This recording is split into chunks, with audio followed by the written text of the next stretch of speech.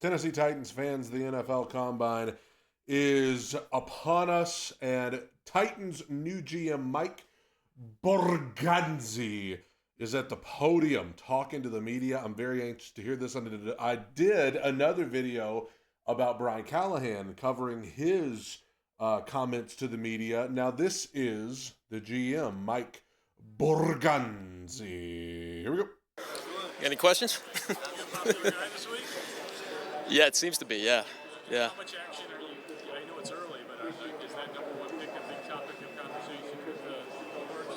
Well, it has been, yeah. I mean, it has been in the media, for sure. Well, of course. You know, anytime you have number one pick, it's always going to be a topic of conversation. Yeah. Has it gotten to a point where a lot of other teams are getting very nosy, so to speak? You know, I would say we've had some phone calls. Yeah, you know, I'll keep those phone calls to the vest, but we've had some phone calls, yeah. I think we probably already knew that. I mean, anybody with a brain could have probably guessed they had already been reached out to. Listen, there's a handful of players. Guys. You know, anytime you're at the top of the draft that you would deem generational talents, and we certainly feel that way this year as well. I mean,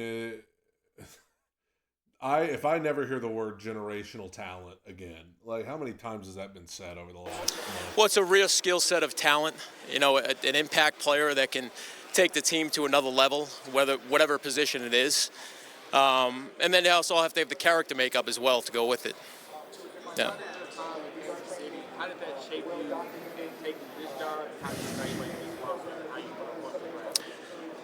You know, I was there for 16 years, so, you know, we weren't just going to Super Bowls every year when I first got there. So, you know, in 2012, we had a 2-14 season where we had to, you know, rebuild it. So, yeah, you know, there's some things throughout that process that I'll take, you know, just in terms of building the core positions that you need on the roster, offensive line, defensive line, and then also just getting, you know, trying to build the culture right, too. You know, I'm just going to say they talk an awful lot about building up the offensive and defensive lines. They talk about that a lot. Do with that information what you will. But if you are Team Abdul Carter, you like to hear that. Try to get the right type of people in there as well. People who are smart, tough, dependable, selfless players, team players. So that's what we're looking for right now. Who knows what they're asking? I'm sorry? Yeah, we can't hear him either, Mike. Yeah, I mean, Abdul's a very good player. I don't want to go into many evaluations of the players, but like I said, there's certainly some players at the top there that fit that description of generational talent. We saw firsthand. Dude, thank God somebody's getting ready to ask a question with some volume. Man, generational talent. I wonder if they knew that was going to be such a big headline when they said it the first time. At the top there that fit that description of generational talent. We saw firsthand what the Buccaneers did to the Chiefs and Mahomes, and then you see what the Eagles have done. Mm-hmm. Does that kind of skew like the level of importance? Good question. On the trend?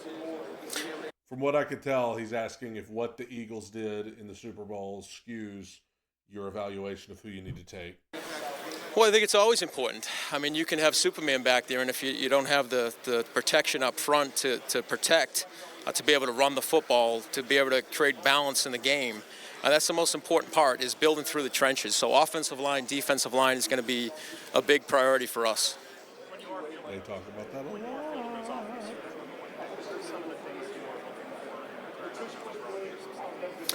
Yeah, we really haven't gone into too much of that. You know, I've fielded some calls at this point, but we really haven't gone too much into it right at this point. Yeah.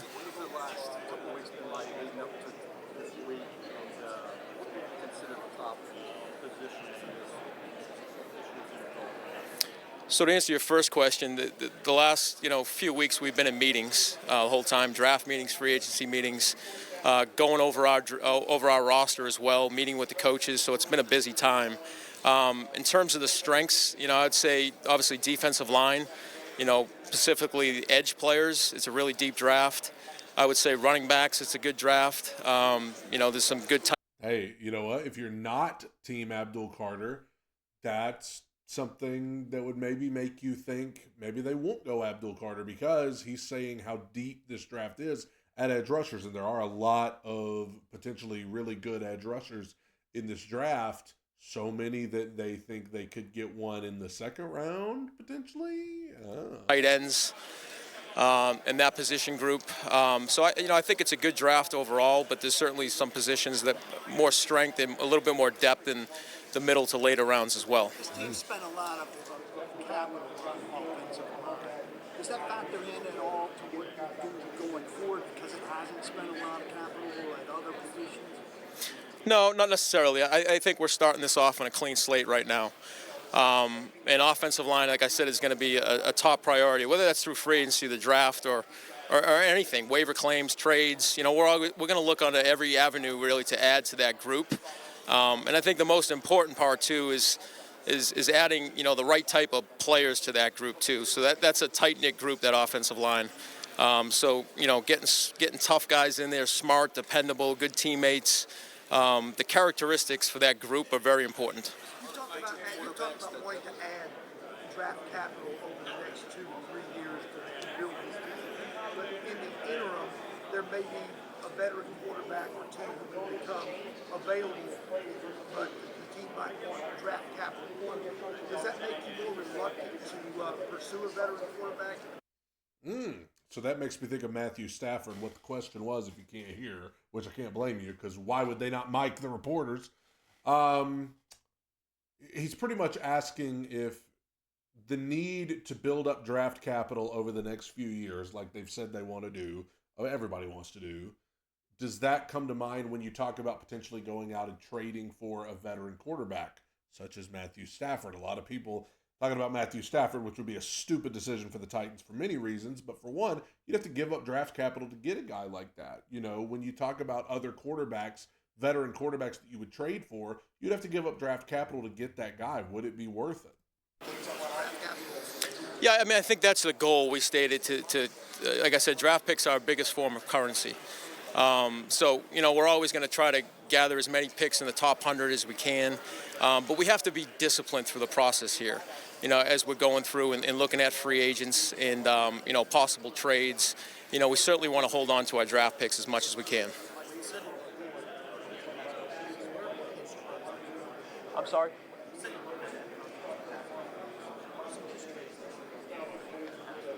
Yeah, obviously get off, the ability to dip around the edge, and just having a relentless passion to get to the quarterback is a big part of it. So those qualities are, things that we're really looking for.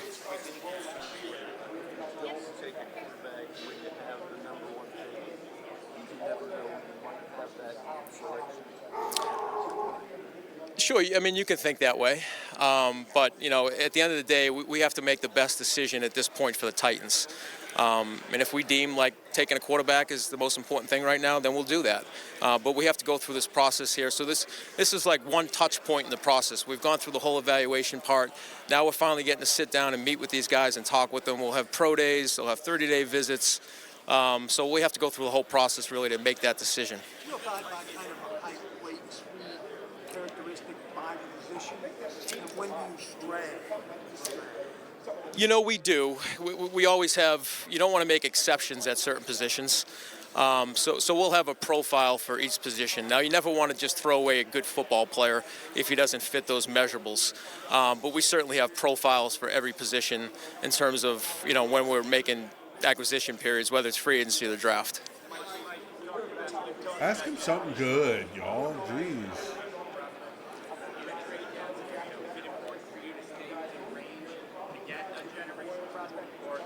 I heard the word generational again. Well, that's part of the strategy that you have to put together. Just like we're going to have a free agent strategy, there's going to be a draft strategy too. So we'll get together as a group and think through all that. But you certainly don't want to pass up on one of those players if you think they're there. And an opportunity to trade back, depends how far you can go back to get that player. So to your point, there's a strategy to it. In the first round, as I've said, everybody talks about trading back, and that's great, but you don't want to trade too far back. You trade too far back, you're not getting either of the quarterbacks. You're not getting Abdul Carter. You're not getting Travis Hunter. You're not getting any of those guys. Your point, there's a strategy to it. How would you define, one of the things that came up was being selective in free agency. How would you define it? You look at this Being organization, last selective year they in spent free a lot of money, agency. didn't necessarily work out. What's your approach to being selective? Well, I think in the press conference, our philosophy is we want to draft and developed. That's going to be our number one thing, number one priority. But to be selective is just to have discipline in the process. We're going to have targeted players that we want. And if sometimes, that player doesn't come to us, we're not just going to jump to the next player. We're going to have players that we're going to target, and you have to have discipline throughout that process as well.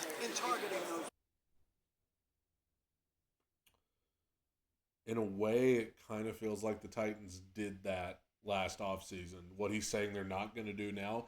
It feels like the Titans last season were like, in a way, kind of like they were doing a Madden franchise of just like, oh, we got money, let's go spend it. And let's just, and it just didn't work at all. And I think that what Mike Borgonzi is saying is this year they have certain players at certain positions that they want to target in free agency. But if those players end up going somewhere else, we're not just going to go to the next player, at that position. We're going to go for the best players that we could find that we want at any position.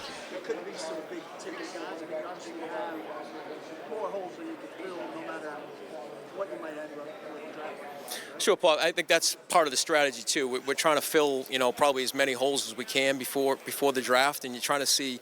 At this point, you have a free agency board, you have a draft board. You're trying to see the depth in free agency and the depth in the draft and where you might be able to acquire those players. But you certainly want to try to fill as many holes as you can in free agency.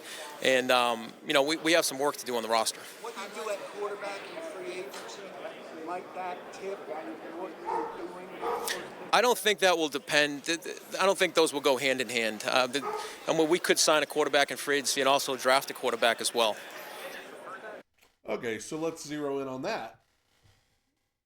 First of all, he has to say that.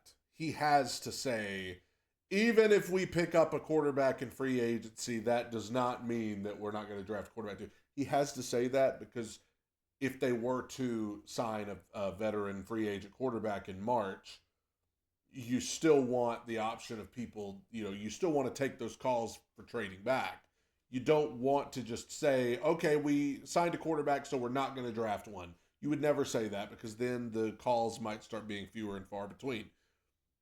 But I also think there is some truth to the fact that I have said, what if you signed Aaron Rodgers or whoever, Kirk Cousins or Russell Wilson or whoever, you could still draft Cam Ward or Shedeur Sanders because Mike Borgonzi and Chad Brinker both come from the philosophy that says, let the guy set for a little while before he goes into the game. Let the guy develop, let the guy sit on the bench and learn from a veteran. Borgonzi did that with Mahomes. Brinker comes from Green Bay where that's the system with Rodgers and Jordan Love. They could do it. Depends on the situation. The places I've been, we've always had older quarterbacks kind of mentor the younger quarterback. It's almost like another coach in the room for them, just to kind of show them how to be a pro, teach them all the little things about protection and just how to study opponents. That would probably be a priority for us if we did end up drafting a quarterback. Yeah.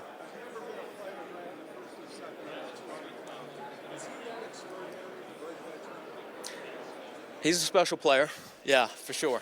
We were watching him, and I don't know if there's anybody that's actually done what he's done in the modern day football, playing both offense and defense during the course of a season.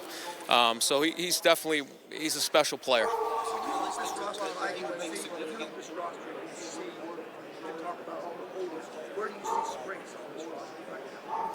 I think we have some good interior guys right now with Sweat and Simmons. Sure. There's some pieces on the roster. Calvin's still a good receiver. That's not what you want to hear about your $92 million receiver. He's good. He's still good. Paid him $92 million. He's still good. We have to get better throughout the offensive line, and that's going to be a priority for us. And that's part of the process here too, is we're evaluating this roster, is trying to figure out, where are the weak points right now? Where do we really have to improve? But there are some pieces on the roster that we can build on, and certainly that interior defensive line is one of them. They wouldn't trade back and go offensive line, would they? Like they wouldn't trade back to 6 and go offensive line, right? Right? They wouldn't do that, would they? Our hope is to compete every year for a division, Paul. But it's a process. So hopefully we're in contention this year. You always want to manage expectations, though. So as we go through this process, we acquire players. I think we'll have a better idea as we head into the season. Idea.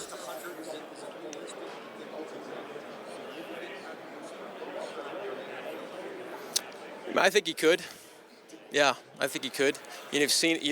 You've seen tape of it, and playing corner and receiver. So I think he can do both at a high level. How was that going to help with the evaluation overall? Did that change? How you maybe view some of the players that are later on in the draft, or maybe just some of those generational guys that they moved and even kind of how was that? Yeah, you take every drill into account. It's really just a validation of what you see on tape. Does the guy run as fast as you think he ran during when he was playing during the fall? And then it's almost like a red flag system too. So if there's some certain drills that they don't do well, that causes you to kind of go back and do a little more work in the tape to make sure you've seen it right as well.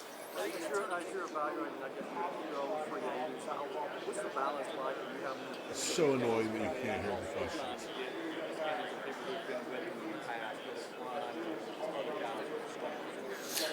Yeah, so that was part of the process over the last few weeks, is really because we're trying to get everything done at once here, free agency draft, and we met with the coaches during lunch during these times just to get a feel of the players on the roster, specifically how they are in meeting rooms and everything else. Can you imagine if you're a coach having to come in and break down some of these players to I would just love to be a fly on the wall. Love to know what Brian Callahan said about the right tackles. So that's a big part of it. We met with Brian and his staff over the past month here.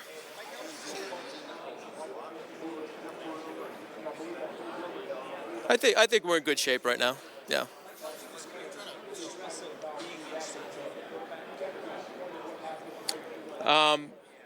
Yeah, I've been there before. It's arguably the most important position in sports, quarterback position. So you have to get that right. We have to solidify that position. And we have Will on the roster right now, and he's going to compete with whoever we bring in. We have one quarterback on the roster, so we're bringing people in. And Will compete with them as well. So if you bring in a rookie quarterback, you're going to have, I don't know, man. It's like you're going to have a quarterback room consisting of Will Levis and a rookie?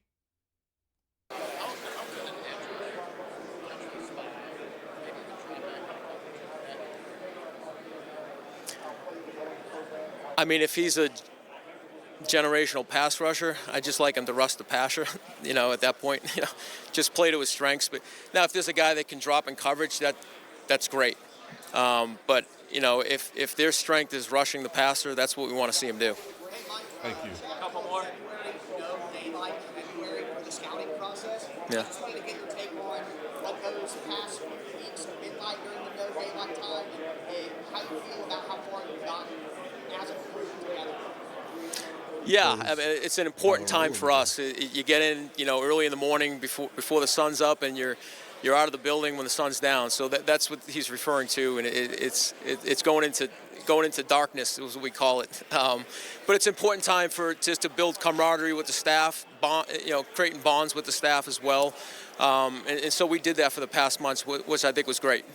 Last one, what's the status of your draft board at this point in the process? Have you started putting something together? Yeah, so we set the board the first time, and we call it Phase 1. And I try to tell. Can you imagine if if the guy said, what does your draft board look like? If he had just been like, well, we got Cam Ward number 1. If he just broke it down, we got Abdul Carter number 2. The scouts, listen, this isn't the final process. We have a lot of information to gather, medical information, character information, measurables, testing, but we do have an initial board set right now. How much does that board change? You know, we try not to make drastic changes, Paul, on it, but some of the Dude. medical information obviously will affect that. Somebody's told him You know, some of the about Paul. testing does move guys up and down the board a little bit. But, you know, we try not to make drastic measures. We want to be a tape-driven team and really not just depend on these other variables that come in. So what kind of like drive or rise would you see a guy make off the shutdown, barring a Small moves. Yeah. Not gonna lie, it was a pretty boring press conference. I'm just gonna be honest with you, it's pretty boring. But I mean, what else? There's only so much he's gonna say. I think the most noteworthy things coming out of that was him saying that just because they sign a veteran quarterback in free agency, that doesn't necessarily mean they won't still draft one. Again, I know he says that because he has to, but I do think there's some truth to it. The fact that they already have a draft board, they've already got something in mind. I mean, but it's all subject to change. It's really, between him and Callahan, they really didn't tell us anything that we didn't already know. Like, and there's only so much they're going to be willing to say 2 months away from the draft. But still, it's good to hear from Borgonzi. He seems like a sharp guy. You know, all business. And I'm good with that. Tighten up.